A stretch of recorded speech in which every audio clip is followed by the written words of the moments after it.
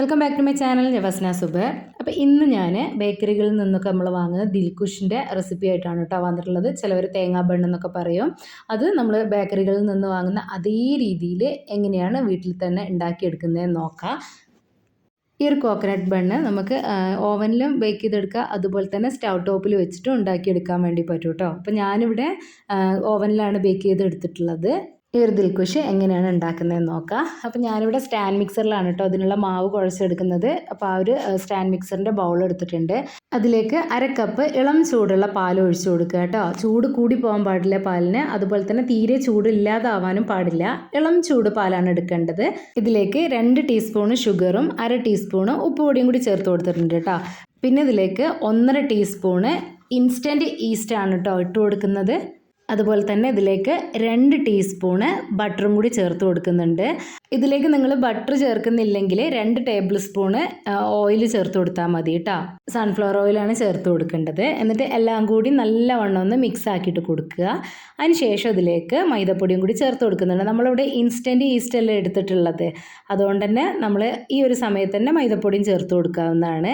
ഇനിയിപ്പോൾ നിങ്ങൾ വലിയ തരിയുള്ള ഈസ്റ്റാണ് എടുത്തതെങ്കിൽ അതൊരു 10 മിനിറ്റോളം ഒന്ന് പൊങ്ങാൻ വെച്ചതിന് ശേഷം വേണം കേട്ടോ മൈദപ്പൊടി ഇട്ടിട്ട് കുഴച്ചെടുക്കാൻ വേണ്ടിയിട്ട്. അപ്പോൾ അതും കൂടി ഇട്ട് കൊടുത്തിട്ട് ഞാൻ സ്റ്റാൻഡ് മിക്സറിലേക്ക് വെച്ച് കൊടുത്തിട്ടുണ്ട്. ഇനി ഇത് നല്ലവണ്ണം തന്നെ കുഴച്ചെടുക്കണം കേട്ടോ. ഇനി സ്റ്റാൻഡ് മിക്സർ ഇല്ലാത്തവരാണെങ്കിൽ കൗണ്ടർ ടോപ്പിലിട്ട് കുഴച്ചെടുക്കുക. ആ സമയത്ത് നല്ലവണ്ണം തന്നെ കുഴച്ചെടുക്കണം കേട്ടോ. അല്ലെങ്കിൽ നമ്മളെ ഹാൻഡ് ബീറ്റർ ഉണ്ടല്ലോ, അതിൻ്റെ ഒരു ബ്ലേഡ് ഉണ്ട്, നമ്മൾ ഈ ഒരു മാവൊക്കെ ഒന്ന് കുഴച്ചെടുക്കുന്നത്, അതിട്ടിട്ട് കുഴച്ചെടുത്താലും മതി കേട്ടോ. ഇനിയിപ്പോൾ അത് പൊങ്ങാൻ വേണ്ടിയിട്ട് മാറ്റി വെക്കുക. അപ്പോൾ ഞാൻ വേറൊരു ബൗൾ എടുത്തിട്ട് അതിൽ കുറച്ചൊന്ന് എണ്ണ ഒന്ന് തൂക്കി കൊടുത്തിട്ടുണ്ട്. എന്നിട്ട് ഇത് അതിലേക്ക് വെച്ച് കൊടുത്തിട്ട് അതിൻ്റെ പുറത്തായിട്ടും കുറച്ച് സൺഫ്ലവർ ഓയിൽ ഒന്ന് തൂക്കി കൊടുക്കുന്നുണ്ട് കേട്ടോ. എന്നിട്ട് എല്ലാ ഭാഗത്തും ഒന്ന് സ്പ്രെഡ് ആക്കിയതിന് ശേഷം നമുക്കിത് പൊങ്ങാൻ വേണ്ടിയിട്ട് മാറ്റി വെക്കാം. ഒരു മണിക്കൂറോളം വേണ്ടി വന്നിട്ടുണ്ട് കേട്ടോ ഇത് പൊങ്ങാൻ വേണ്ടിയിട്ട്. എപ്പോഴും പറയുന്ന പോലെ തന്നെ നമ്മൾ ഇതിലേക്ക് ഉപയോഗിക്കുന്ന ഈസ്റ്റ് നമ്മൾ പുതിയത് തന്നെ എടുക്കാൻ വേണ്ടിയിട്ട് ശ്രദ്ധിക്കുക കേട്ടോ. അപ്പം മാവ് നമ്മളത് പൊങ്ങാൻ വേണ്ടിയിട്ട് മാറ്റി വെച്ചിട്ടുണ്ട്. ഇനി അതിലേക്കുള്ള ഫില്ലിംഗ് ഉണ്ടാക്കിയെടുക്കുക. ഞാനിവിടെ 1 കപ്പ് ഡെസിക്കേറ്റഡ് കോക്കനട്ടാണ് എടുത്തിട്ടുള്ളത്. നമുക്കിത് സൂപ്പർ മാർക്കറ്റിൽ നിന്നോ അല്ലെങ്കിൽ നമ്മൾ കേക്കിൻ്റെ സാധനങ്ങൾ വാങ്ങുന്ന കടയിൽ നിന്നൊക്കെ വാങ്ങാൻ വേണ്ടി കിട്ടും കേട്ടോ. ഇല്ലെങ്കിൽ നമ്മൾ തേങ്ങ ചിരവിയത് എടുത്താൽ മതി.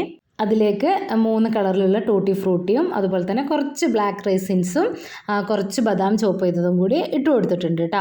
അപ്പോൾ ഇതിൻ്റെയൊക്കെ കറക്റ്റ് ആയിട്ടുള്ള മെഷർമെൻറ്റ് ഞാനൊരു ഡിസ്ക്രിപ്ഷൻ ബോക്സിൽ കൊടുക്കുക, നിങ്ങൾ നോക്കി നോക്കുക കേട്ടോ. ഇനി ഇതിലേക്ക് 1/4 കപ്പ് പഞ്ചസാരയും കൂടി ചേർത്ത് കൊടുത്തിട്ടുണ്ട്. എന്നിട്ട് എല്ലാം കൂടി നല്ലവണ്ണം ഒന്ന് മിക്സ് ആക്കിയിട്ട് എടുക്കുക. അപ്പോൾ ഇത് ഡെസിക്കേറ്റഡ് കോക്കനട്ട് ആയതുകൊണ്ട് തന്നെ ഇതൊന്ന് മിക്സ് ആയിട്ട് കിട്ടാൻ കുറച്ചൊന്ന് പാടാണ് കേട്ടോ. അതുകൊണ്ട് തന്നെ കൈ വെച്ചിട്ട് നല്ലവണ്ണം തന്നെ കുഴച്ചെടുക്കുക കേട്ടോ. അപ്പോൾ അത് നമുക്ക് ഈ ഒരു രീതിയിൽ കിട്ടും. ഇനിയിപ്പോൾ അതിലേക്കുള്ള ഫില്ലിങ് റെഡി ആയിട്ടുണ്ട്. ഈ സമയത്ത് ഇതിലേക്ക് കുറച്ച് ഏലക്കപ്പൊടിയും കൂടി ചേർത്ത് കൊടുക്കുക കേട്ടോ. ഞാൻ ചേർത്തിട്ട് വീഡിയോ സ്കിപ്പായി പോയതാണ്. ഇനി പാൽപ്പൊടി ഉണ്ടെങ്കിൽ കുറച്ച് പാൽപ്പൊടിയും ചേർത്ത് കൊടുക്കാവുന്നതാണ്. നല്ല അടിപൊളി ടേസ്റ്റ് ആയിരിക്കും കേട്ടോ. അപ്പോൾ നമ്മളെ മാവൊക്കെ പൊങ്ങി വന്നിട്ടുണ്ട്. അതിൽ എയർ ബബിൾസൊക്കെ ഒന്ന് കളഞ്ഞെടുത്തിട്ടുണ്ട്. ഇനി നമുക്കിതൊന്ന് പരത്തിയെടുക്കണം. അപ്പോൾ ഇതിനെ 2 ഭാഗമായിട്ട് എടുക്കണം കേട്ടോ. 2 ലെയറായിട്ടല്ല കൊടുക്കുന്നത്, അതുകൊണ്ട് ഇതിനെ 2 ഭാഗമായിട്ട് എടുക്കുന്നുണ്ട്.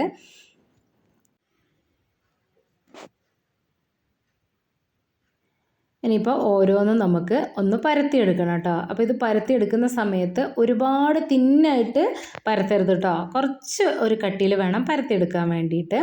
അപ്പോൾ ഒന്നല്ലെങ്കിൽ നിങ്ങൾ ഇതുപോലെ ചപ്പാത്തിക്കോല് വെച്ചിട്ട് പരത്തിയെടുക്കുക, അല്ലെങ്കിൽ കൈ വെച്ചിട്ട് ഒന്ന് നമ്മൾ മാവ് കുഴച്ചെടുക്കുന്ന സമയത്ത് മാവ് ടൈറ്റായി പോകാതെ ശ്രദ്ധിക്കുക കേട്ടോ. കുറച്ചൊന്ന് ലൂസായിട്ട് തന്നെ വേണം.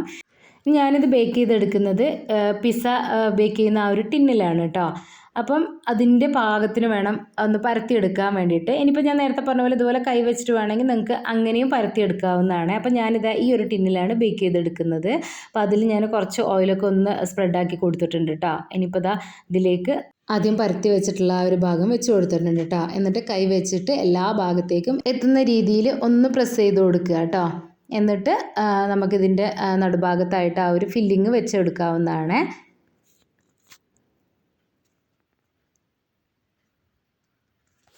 ഇനിയിപ്പോൾ ഇതിൻ്റെ ആ ഒരു നടുഭാഗത്തായിട്ട് നമ്മൾ നേരത്തെ റെഡിയാക്കി വെച്ചിട്ടുള്ള ആ ഒരു ഫില്ലിങ് വെച്ച് കൊടുക്കുന്നുണ്ട്.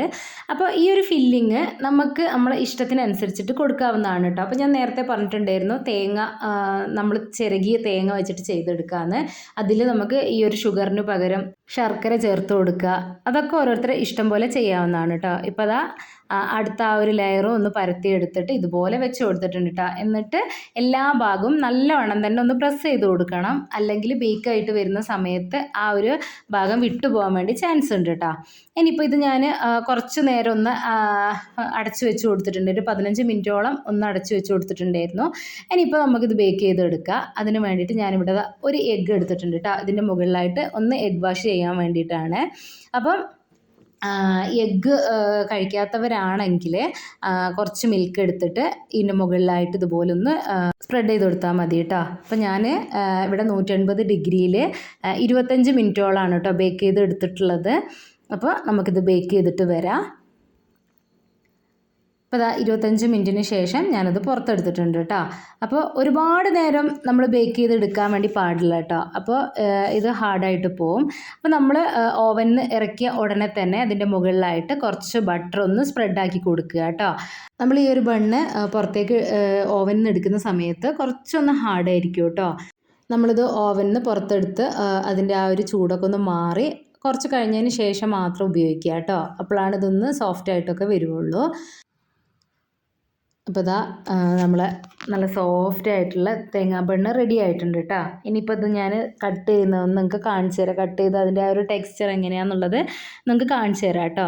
നല്ല സോഫ്റ്റ് ആയിട്ടുള്ള ബണ്ണും അതുപോലെ തന്നെ അതിൻ്റെ അകത്തുള്ള ആ ഒരു ഫില്ലിങ്ങും ഒക്കെ കൂടി അടിപൊളി ടേസ്റ്റാണ് കേട്ടോ. അപ്പോൾ ഞാൻ നേരത്തെ പറഞ്ഞ പോലെ ശർക്കരയും തേങ്ങയൊക്കെ വെച്ചിട്ട് ഉണ്ടാക്കുമ്പോഴും അടിപൊളി ടേസ്റ്റാണ് കേട്ടോ. പക്ഷേ ഇതാണല്ലോ ബേക്കറി സ്റ്റൈലിൽ ഉണ്ടാക്കുന്ന ആ ഒരു രീതി.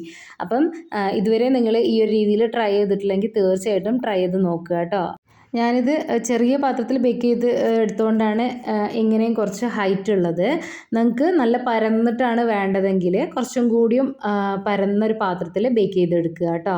അപ്പോൾ ഇത്രയുള്ള എൻ്റെ വീഡിയോ നിങ്ങൾക്ക് ഇഷ്ടപ്പെട്ടിട്ടുണ്ടാവുമെന്ന് വിചാരിക്കുന്നു. ഇഷ്ടപ്പെട്ടിട്ടുണ്ടെങ്കിൽ എല്ലാവരും ഒന്ന് ലൈക്ക് ചെയ്യുക, ഷെയർ ചെയ്യുക, കമൻറ്റ് ചെയ്യുക. എൻ്റെ ചാനൽ ഇതുവരെ സബ്സ്ക്രൈബ് ചെയ്തിട്ടില്ലെങ്കിൽ ഒന്ന് സബ്സ്ക്രൈബ് ചെയ്ത് സപ്പോർട്ടും കൂടി ചെയ്യണേ. അപ്പോൾ അടുത്തൊരു വീഡിയോ ആയിട്ട് വരുന്നവരെ ബൈ.